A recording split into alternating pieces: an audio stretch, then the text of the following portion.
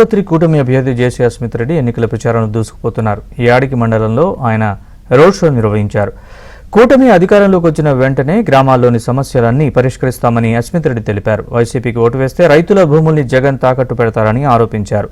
యాడికి కాలువ పనులు పూర్తి చేసి రైతులకు సాగునీరు అందిస్తామన్నారు.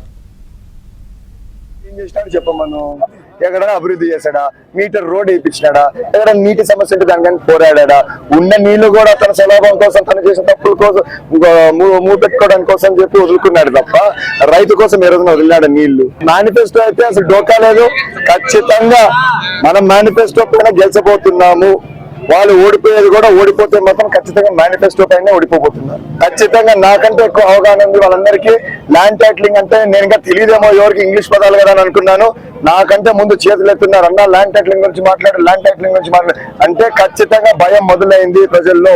ఎస్పెషల్లీ రైతులు ఎక్కడ మన భూములు తాకట్టు పెడతాడని చెప్పేసి ప్రతి ఒక్కరు వణుకుతున్నారు. ఖచ్చితంగా ల్యాండ్ టైటిలింగ్ యాక్ట్ మాత్రం రద్దు చేయకపోతే ప్రభుత్వం ఖచ్చితంగా మారుతుంది. ప్రజలకి ఎవరు చేశారో కావాల్సినది కంటిన్యూ చేస్తున్నారు లేదా అభివృద్ధిని, కానీ వీళ్ళు ఎటువంటి అభివృద్ధి చేయలేదు. కాబట్టి ఖచ్చితంగా ప్రజలు మా వైపు చూస్తున్నారు. ఖచ్చితంగా రేపు వాళ్ళ ఆశీస్సులు మాకుంటాయి, గెలుస్తారు.